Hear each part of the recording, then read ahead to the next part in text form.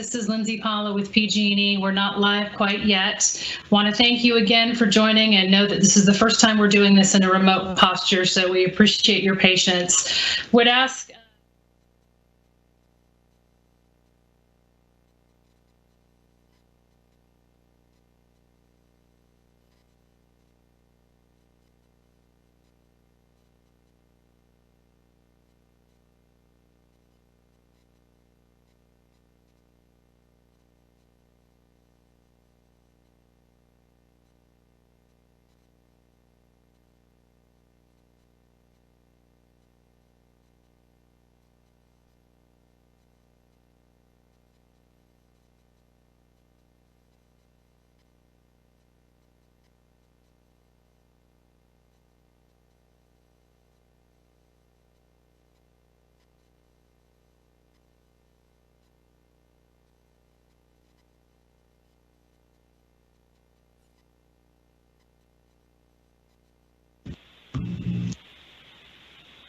Good evening, everyone. Thanks for joining us. I'm Lindsay Paula with Pacific Gas and Electric Company. We appreciate you joining us tonight for this public safety power shutoff customer briefing.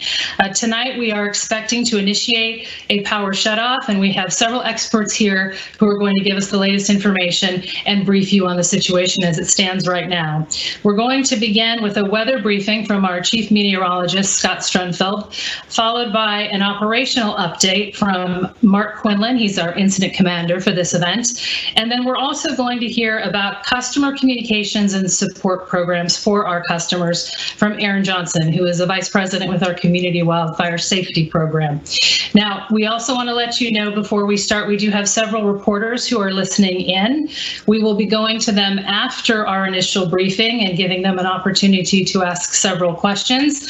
Other media who may be listening in, we want to let you know that we expect to rotate access to media on a daily basis and try to give everyone an opportunity to be able to ask questions. So reporters on the phone, a reminder again, when it's time to ask questions, please press *1 to get into the queue to ask your question. And with that, I'd like to turn it over to Scott Strunfeld. He is our chief meteorologist to give us a weather update. Scott. Great, thanks, Lindsay. Yeah, so like she said, I'm Scott. I'm one of the meteorologists closely tracking this event. I'm here to provide you with a quick summary of the upcoming fire weather concerns we have. As most of us know, we did have a major heat wave unfold over the weekend, which is continuing today. We saw many historic temperature records shatter during this heat wave, and unfortunately the continued hot and dry weather is going to continue to dry out vegetation across California and make that vegetation even more susceptible to new ignitions and large fires. And so there is also a strong weather system now dropping south through Idaho, and it's expected to pass just east of California tonight through Wednesday and set the stage for Diablo and Santa Ana winds to develop across California. The Diablo wind event is expected to start near midnight tonight and continue through Wednesday morning in some areas. The main focus areas of the winds that we're tracking are expected to be in the southern Cascades, the northern and central Sierra Nevada, and then some peaks and ridges in the Bay Area, primarily focused in the North Bay. And other locations around the territory and the elevated terrain will be quite breezy as well. We are also expecting strong winds in the elevated terrain in southern Kern County as the Santa Ana wind sets up and develops across southern California. And unfortunately, this wind event's occurring on the heels of the current heat wave and will produce critical fire potential conditions due to that combination of those strong winds, the very low relative humidity is expected with the winds, and the dry vegetation I spoke of earlier. In order to prepare for this event, the meteorology team within PG&E utilizes the best available global weather models, high-resolution models that are available out there, as well as our in-house high-resolution weather model that is capable of 2-kilometer and sub-kilometer model resolution. And one notable trend that I'd like to mention is that all the weather models that we're tracking as we head closer and closer to this event have trended stronger over the past 24 hours. And as we know, PSPS events are highly dependent on the weather, particularly wind speeds and other forecast information we use for this event. So for the past week, we have been collaborating with other meteorologists across the state of California, notably the National Weather Service and other federal forecast agencies on the upcoming period of risk to verify that this is a risk period to be concerned with. And essentially all forecast agencies that we talk to are aligned that this will be a significant event. The National Weather Service has issued red flag warnings for most of Northern California that are going to begin to go into effect this evening. They also indicate peak wind gusts with this event could be near 50 miles per hour in many areas in that kind of Sierra footprint I mentioned, as well as elevated peaks and ridges in North Bay and elsewhere. But some local areas could see higher gusts than that. That's quite possible in an event like this. And then other federal forecast agencies that we talk to, such as the Northern and Southern Geographic Area Coordination Center and the NOAA Storm Prediction Center, are also forecasting a high-risk event tonight through Wednesday morning. So there is an alignment across agencies that this is a high-risk event. I want to touch on a few areas where we've made some improvements this year over last year. The first is that we partnered with some external experts to develop a new high-resolution model that provides more than twice the spatial resolution this year compared to last year. And so we're using that data to better pinpoint where the winds are going to materialize. And then we also use cloud computing resources to not only run, but then post-process that weather data, because it is quite massive in size. And we process the several weather models that I mentioned earlier in that cloud environment. And then the last thing I'll leave you with is that we've also installed 246 weather stations in high-risk areas so far this year. And so that brings our total network up to 846 weather stations that we have.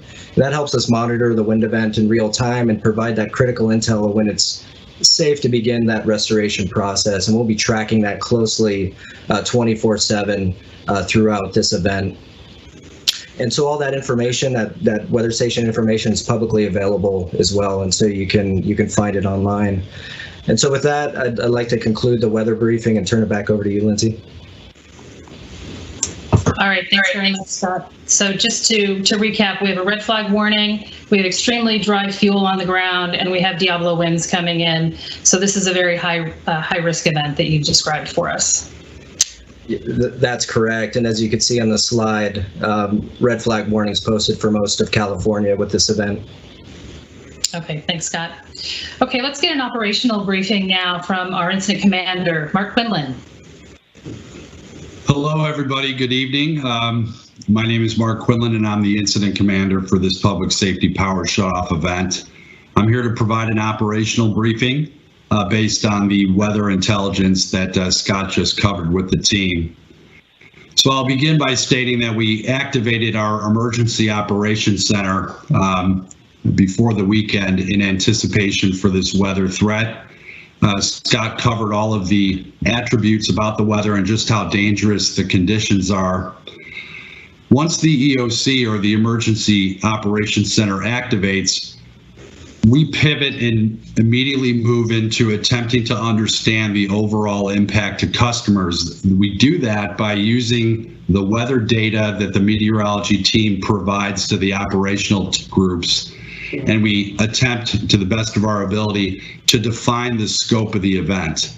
The slide that we're looking at right now, the highlighted portions of our service territory, represent what we believe to be the highest areas of fire danger beginning right around midnight tonight into tomorrow morning. You can see they're grouped into three general clusters. The majority of the risk on the PG&E service territory is in the northern part of our service territory. There's a very small area noted by the number 3 on the bottom of the slide. That's Kern County. But the majority of the impact is really in the Sierra foothills, including all the counties and the tribal areas that you can see listed on the slide. If you look at how these groups are all put together, roughly 172,000 customers are in scope for a public safety power shutoff, and we don't take that decision lightly. We understand the impact on our customers and our communities. We've been working very hard all year learning from last year's PSPS events and making improvements. Scott mentioned a few on the weather front. We've made some operational improvements as well. And we believe that these 3 areas of scope are at very high risk for fire conditions, and as such, we intend to execute the public safety power shutoffs in this area. With respect to when we believe these events are going to start, they all vary slightly, and they're really tied to the weather. Weather conditions, as you know, can change. What we do in our current operational posture is constantly monitor the weather, and we change our operational posture with the weather as it changes. But as of this briefing, we believe that the majority of the shutoffs need to occur just prior to midnight for the majority of the areas. You'll see area 1 that's listed here on the slide actually begins a little earlier than that. And that's all based on when the unsafe weather conditions are anticipated to be in the area. And we need to start our shutoff execution earlier than that to ensure that when the unsafe conditions are present, our system is shut off and it's in a safe posture. That's the whole intent of the program. You can see area 1 starting at about 9 p.m. this evening, and we anticipate restoration of everything after we monitor and determine that the weather conditions are safe. We anticipate having everyone on by end of day on Wednesday, September 9th. Area 2, a little bit later start, midnight. Again, estimated restoration time, end of day Wednesday. And then for Kern County, the event starts a little later, as you can see. It's part of that Santa Ana wind event that's occurring in the southern area of the service territory. So as such, the customers in Kern County, the shutoff time will begin a little later, and we still believe we'll have everybody back restored by the time stated, end of day on Wednesday. So if we transition to the next slide, we talk a little bit about things that we're doing to mitigate the impacts of public safety power shutoffs. I want to start in the upper right-hand side of the slide. So 200 grid sectionalizing devices are in use right now to make those geographic footprints as small as they can be. We look at the weather risk. We attempt to do everything that we can in our power to reduce that scope to just the area of risk so that we're not interrupting and turning people off that exist outside of that danger zone. So those are all in play this evening. 5 microgrids and substations have been utilized to provide temporary generation and islanding capability. If you look at those microgrids, these are areas that are set up to protect Main Street. The local city or town may be surrounded by extreme fire danger, but the actual main point of commerce, gas stations, stores, resources, we've configured microgrids to be able to keep those areas energized while we shut off the infrastructure that traverses through the dangerous terrain. That equates to roughly 69,000 customers who have avoided an interruption off of the 172,000. An easier way to think about this would be if we did not have that capability, the 172,000 customers would be in the 200,000 range and up. And to conclude the slide, bottom right is really about the resources that we're going to leverage when it's time to start restoring. As mentioned, we go into a posture where we constantly monitor the weather, and when we see conditions become safe, we declare the weather all clear. And at that time, we begin our patrols and our restoration activity. It's very important that we patrol that infrastructure to verify that it's safe, it's up in the air, and it's in the clear, free of ignition risk. So we do that by performing patrols, and we have 59 helicopters, 60 helicopters, and 1 fixed wing airplane that we intend to use to do those air patrols. That's how we're going to deliver restoration by end of day on Wednesday. So with that, Lindsay, that concludes my operational update, and I'll turn it back to you. Mark, thanks very much. Just to recap, We expect to start de-energizing customers between 9 and midnight tonight. We expect full restoration of power to all of our customers by Wednesday at 7 p.m. And we're going to be using temporary generation microgrid sectionalizing devices to try to make this event smaller for our customers. And with that, let's go to Aaron Johnson to talk a little bit about how we're notifying our customers and how we're supporting our customers. Aaron? Thank you, Lindsay. Good evening, everyone. I'll be providing an update on customer resources for this public safety power shutoff event. First, I want to acknowledge the many different issues that we're dealing with as a state. Extreme heat, a number of wildfires taking place, air quality for many has remained quite poor and unhealthy for the past several weeks. And of course, all of this is coming on top of dealing with COVID-19 and the many challenges that come with that. And now we are having to make the difficult decision to shut off power to protect public safety. We know that PSPS is an important wildfire safety tool, but losing power is disruptive for everyone and can cause significant hardship, especially in the current environment. Given all of these challenges, we have been working very hard this year to reduce the impact from PSPS events on customers and to provide more services to help them weather a particular public safety power shutoff event.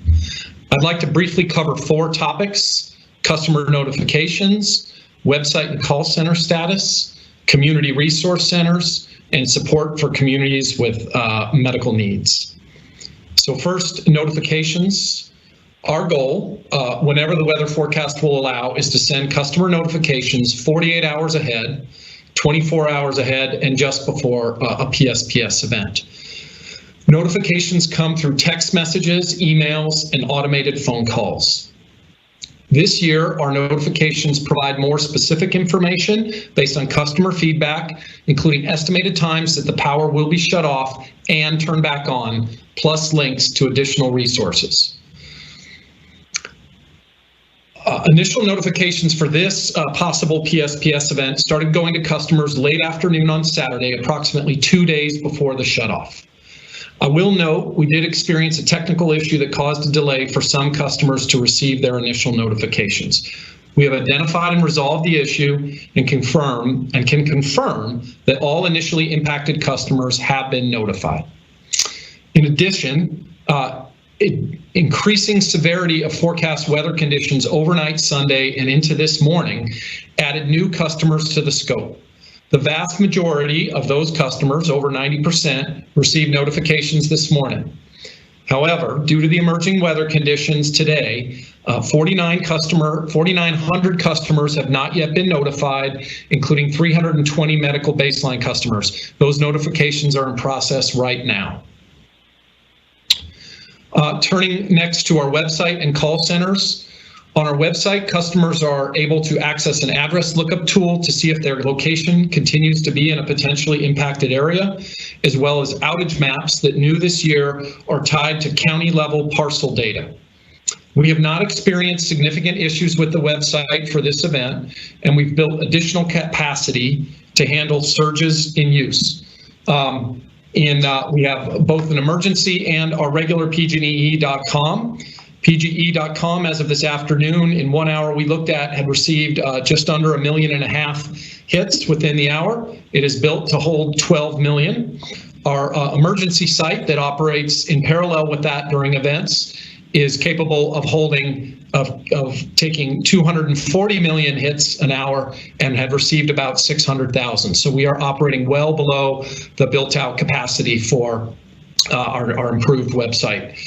The website is now also multilingual, provides translated preparation material in 13 languages, and for the actual event-specific information, that information is in 6 languages in addition to English to help communities better understand what might be to come. Our call center has been staffed at increasing levels to handle higher call volume. And finally, I want to encourage customers to visit our Safety Action Center at safetyactioncenter.pge.com for access to information about what customers can do to keep their family, their home, and their business safe during a PSPS event. Next, I'll cover community resource centers. I want to give you a bit of an overview of where we are establishing community resource centers. Beginning tomorrow at 8 a.m., we are planning to mobilize 47 community resource centers across 17 counties and in one tribal region. Those updates were added to our website this afternoon, and customers can find the specific locations and details about the services provided at pge.com/PSPS updates. And that is one of the best websites for really getting all the latest outage maps and CRC locations, among other services. Operating hours will be expanded this year for the community resource centers, again, based on customer feedback, and those will operate from 8 a.m. to 10 p.m. We do have one of those sites in Santa Rosa that we just settled on with local emergency management this afternoon, and that site will not be operational until noon. Those details are, however, available on the website. The community resource centers are significantly improved this year in location, availability, and services. These were developed in collaboration with local leadership and emergency management. CRCs will provide basic power needs, such as charging medical equipment and electronic devices, up-to-date information about the event, and things like water, snacks, and other essential items to reduce hardships for customers. Obviously, with COVID this year, we are taking that very seriously, and all of our community resource centers will reflect appropriate health considerations and follow state and county guidelines, including requiring facial covering and social physical distancing requirements, visitor limits at a single site, temperature checks before entry, and regular cleaning and sanitizing of all surfaces. We ask specifically that customers not come to a community resource center if you are sick with a fever, cough, sore throat, or runny nose. Finally, support for communities with medical needs. We know that turning off power has even more of an impact on those who rely on power for medical equipment. We are providing more help this year to customers with disabilities, hardships, language barriers, and other needs. For the customers who are on PG&E's medical baseline program, we have extra precautions in place. For this event, there are over 10,000 customers who are part of the medical baseline program and are potentially impacted. As of about an hour ago, we had notified over 90% of those customers. They had affirmatively responded to us that they were aware of the impending event. We continue to send messages that those who haven't responded and have been out sending our field personnel to knock on doors if we do not receive a phone response or an acknowledgement to the email or text. We are also partnering with community-based organizations, and we have helped provide some funding to a number of organizations this year to provide enhanced services to those, especially with medical needs. Primarily, we have an active partnership with the California Foundation for Independent Living Centers, and that organization is designed to conduct outreach and provide resources for the disabled and aging populations. We have a lot of information, again, available on our website for any customers that have a need, and the CFILC is stood up in a number of local jurisdictions and ready to support customers. More information can be found at pge.com/disability and aging, or you may visit the CFILC website at www.cfilc.org. In closing, I'd just like to acknowledge that there are many potential safety risks associated with losing power. We have heard that feedback loud and clear from our customers. We encourage everyone to have a plan for staying safe during this severe weather event, and know that we are going to be doing everything we can to get the power turned back on as quickly as possible once the weather is safe to do so. With that, I will turn it back to you, Lindsay. All right, thanks very much, Aaron. And just to confirm, we have 47 CRCs that will be stood up in 17 counties, and they will be taking COVID precautions there, and those locations will all be available on our website, pge.com/PSPS updates. That's correct, Lindsay. Okay, thanks, Aaron. So before we go to the reporters who are on the line waiting to ask questions, I want to remind the reporters to ask a question. You do need to press *1 to get into the queue. In addition to the presenters who you've heard from already, we also have Vanessa Bryan. She's with our customer team. She's also available to answer customer-related questions. So I'd like to start and remind the reporters again, you have up to 2 questions. If you have more than 1 question, please ask them both off the top, and then we'll direct them to the appropriate responder. So we're going to start with Dale Kessler. He's with the Sacramento Bee. Dale.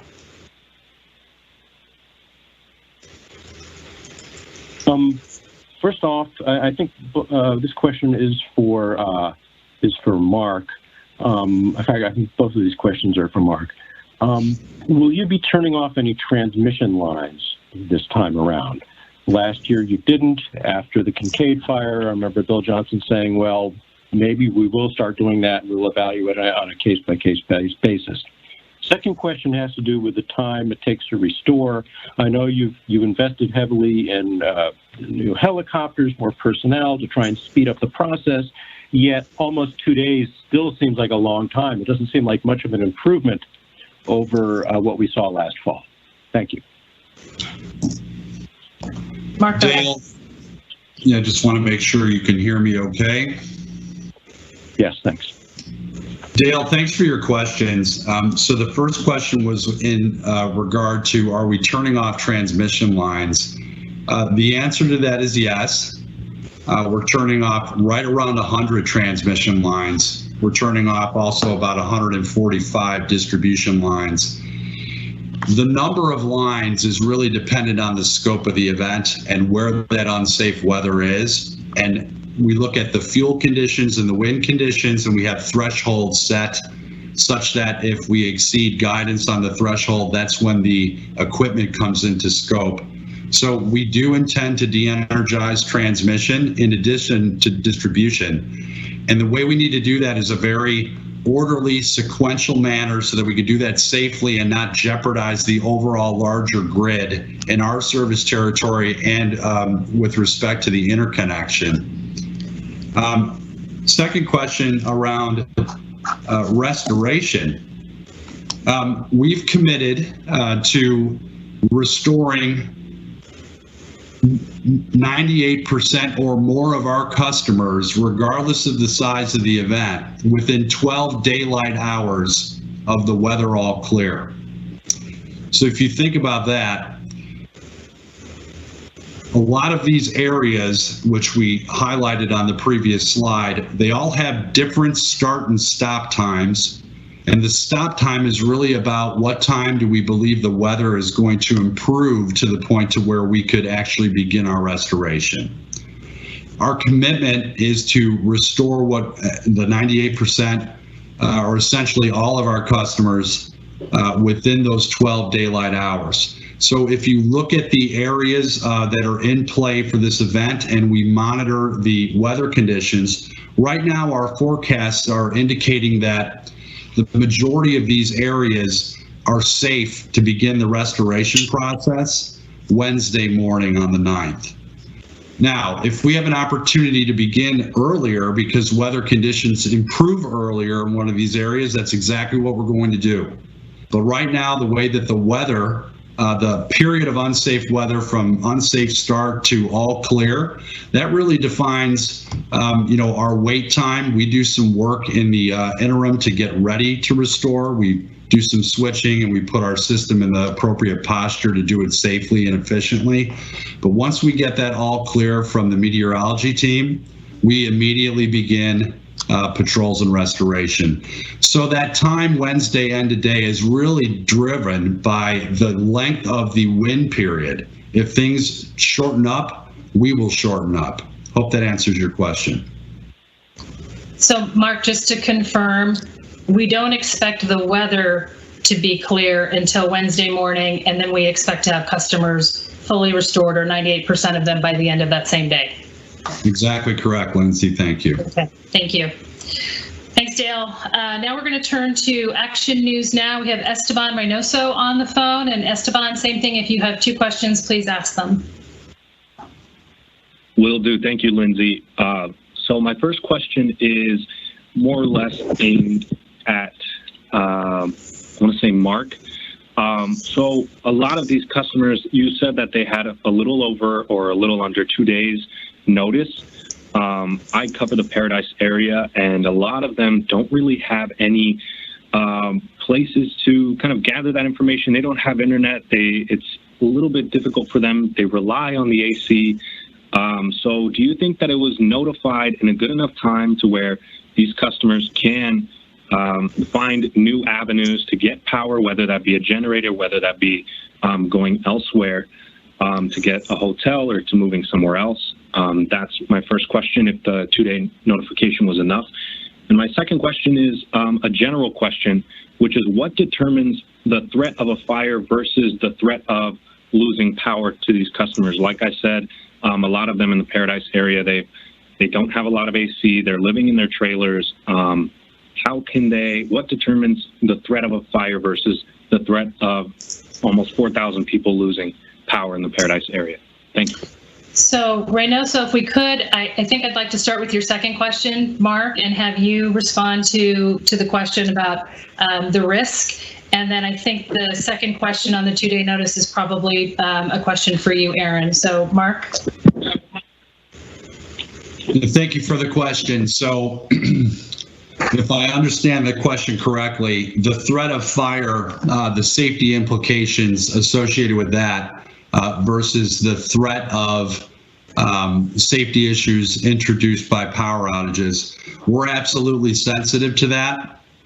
That's why we put so much energy into the analytics, the studies of the fuel conditions and the wind conditions, and really identify those thresholds, which we believe our facilities are at supreme risk for fires.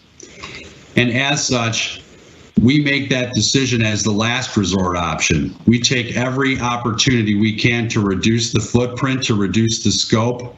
Covered a couple ways we did that during my portion of the presentation, to the point to where we could avoid nearly 70,000 customers from experiencing those interruptions. But having said that, we are sensitive to the fact that there will be a large number of customers that receive a power outage as a result of this. So what we do in that posture is communicate as aggressively as we can and as transparently as we can as the weather conditions change. Aaron will get to that part of the first part of your question. But we do set up resources for customers like the community resource centers so that customers who do rely on they need the air conditioning, they need to recharge devices, they need power. Our intent was to provide as many community resource centers as we can, working with the counties to allow folks to know where to go to get some assistance. Back to you, Lindsay. Thanks, Mark. Aaron, can you address the question about the notification process and maybe talk a little bit about the concern from the reporter up in Chico in the Paradise area where people are still rebuilding? I know you have spent much time up there yourself, Aaron, so can you talk a little bit about how we're doing our customer notifications and outreach? Sure. Thank you for the question, and that area of very great importance to me as I am the officer with responsibility for that rebuild effort there. So I'm very familiar with the challenges that the community is experiencing as it gets back on its feet and we and folks are rebuilding. So it's a great question, and it's really a challenge to thread the needle on what is the appropriate notification to give customers. And what we're trying to balance really is not over notifying that this might happen, but also giving people enough time to prepare a plan as you described.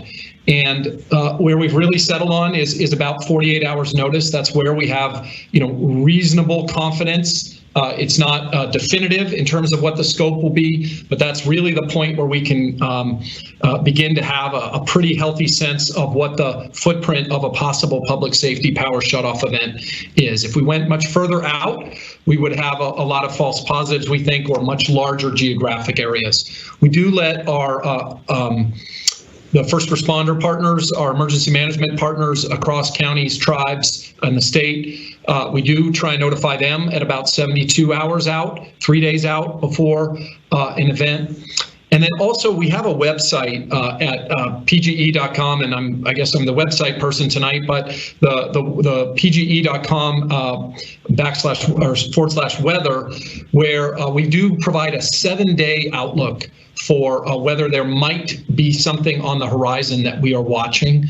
We did go to that about a day before. We got about a 3 days heads up on this event, and so that did go to elevated, which is when we begin watching for event on Friday. So there is a website there that customers can monitor, and additionally they can sign up for notifications on that website as well if they want to get that in their email box every day. So we're trying to give as much notice as we can while also balancing that with not overly alarming customers about the possibility of an event too far in advance when we don't have great clarity about what the actual footprint will look like. I hope that answers your question. Back to you, Lindsay. And Aaron, we also have an address lookup tool on our website as well that I think customers can utilize, correct? That is correct, Lindsay. An address lookup tool and a very granular map this year. We were using an approximate map that had sort of a general geographic area, and we know that was very frustrating to customers last year when they couldn't zoom in on their home. We've gone through painstaking detail to match our customer data with county parcel data this year, and so those maps are highly granular now, and you can zoom in and do it either via the map or just look up your address on the address lookup tool this year. Okay, thanks very much, Aaron. And thank you, Reynoso. We're now going to go to KCRA TV and Mike Lurie. Mike, you have a couple of questions for us this evening?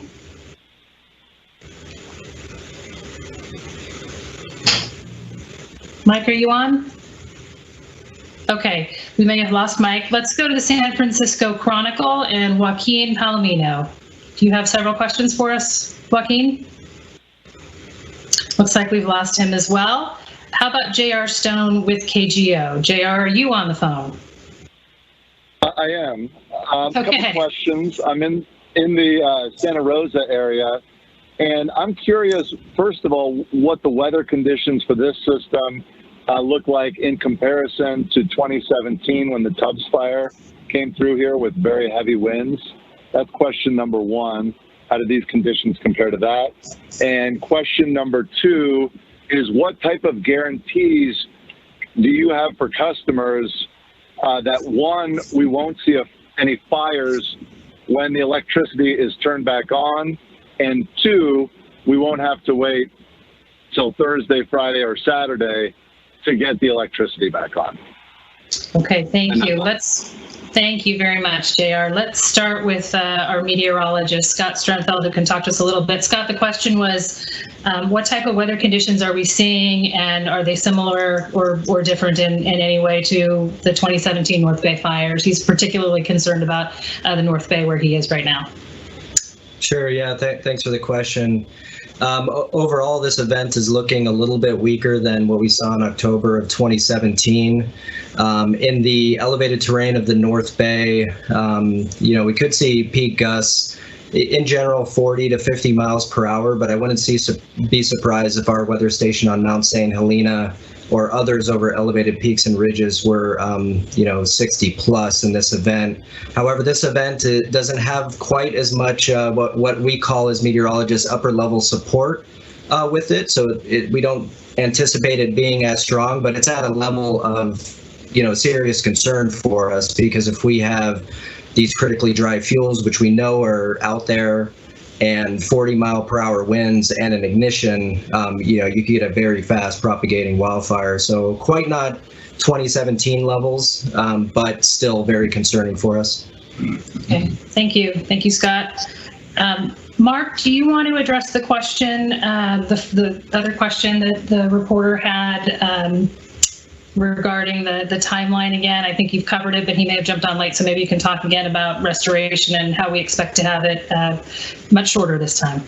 Yeah, JR, I appreciate the question with respect to our patrol process and our restoration process. So the first thing I want to say is, that the Napa and Sonoma and Lake County area is about 23,000 customers out of the entire event scope that's specific to those counties in the general vicinity to where you're calling from.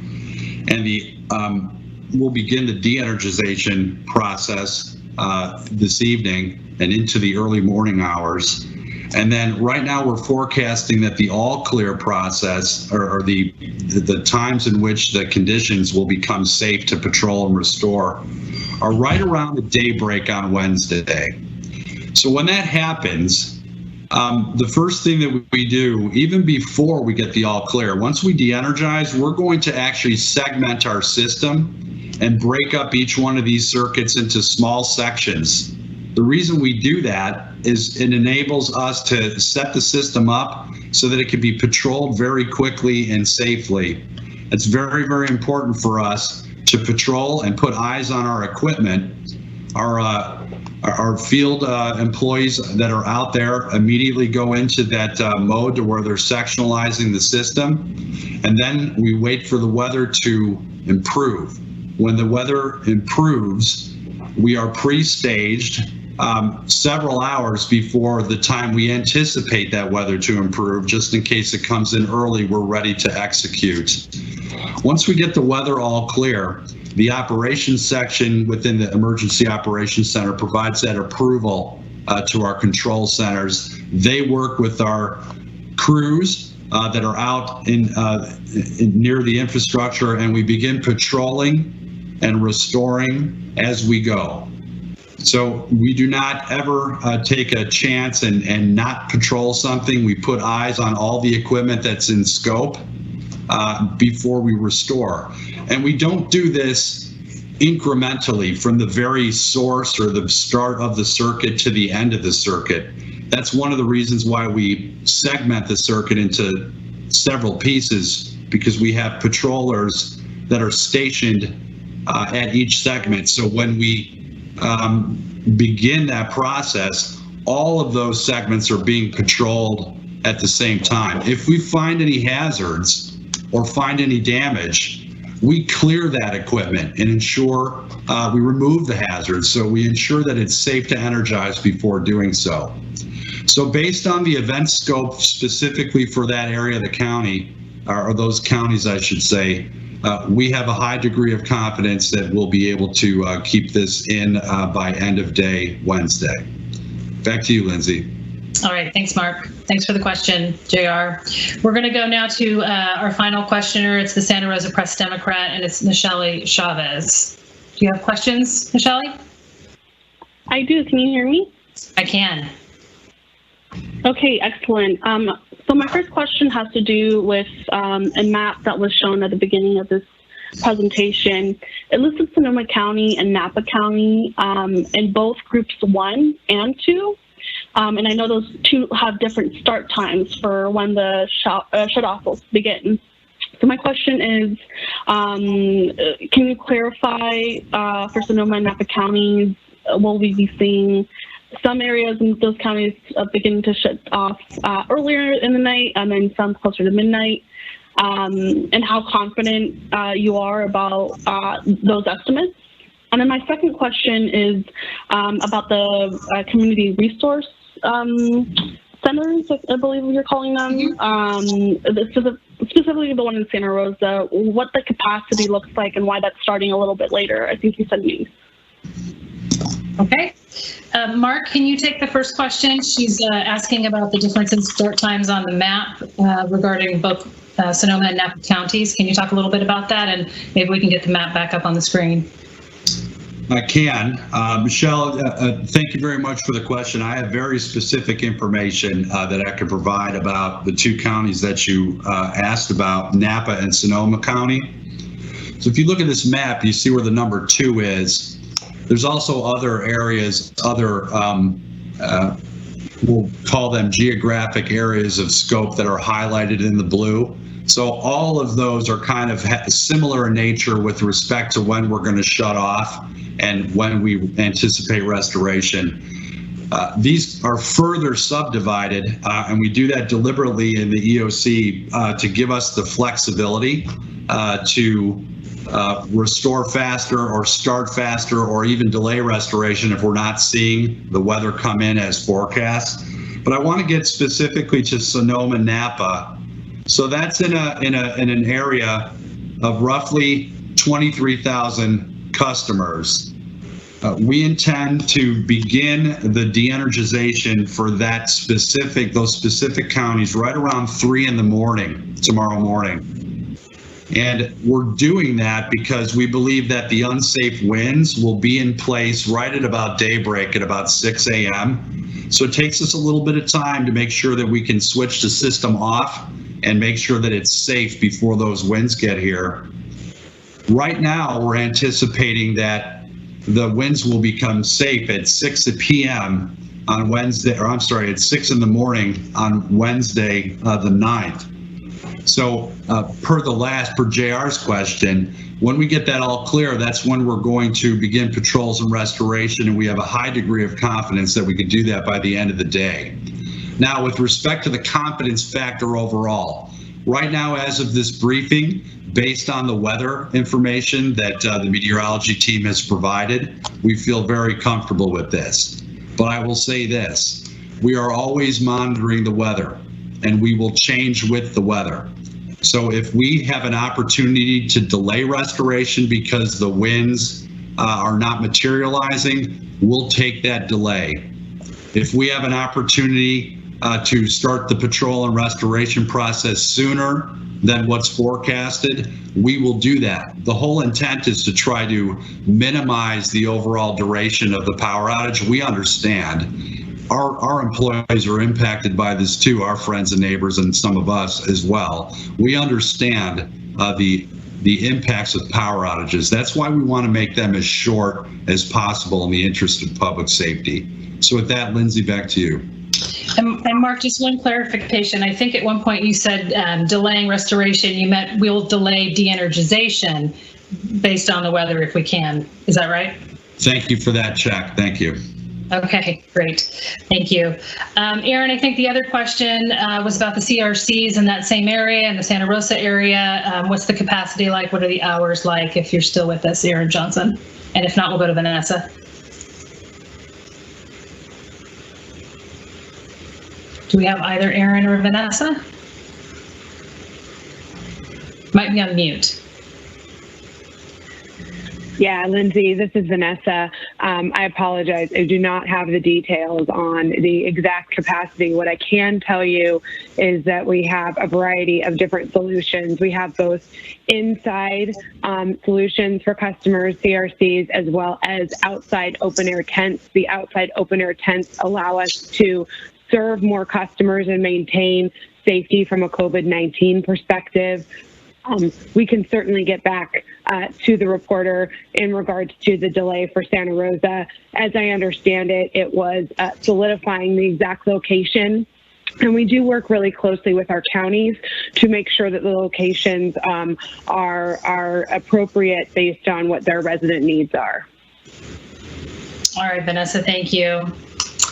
Okay, and that is our final question from our final reporter. So with that, I'd like to thank Scott, Mark, Aaron, Vanessa, and the reporters who joined us with their live questions during this update. I'd also like to encourage all of our customers to go to pge.com/PSPS updates for more information. You'll be able to see information as the weather is changing.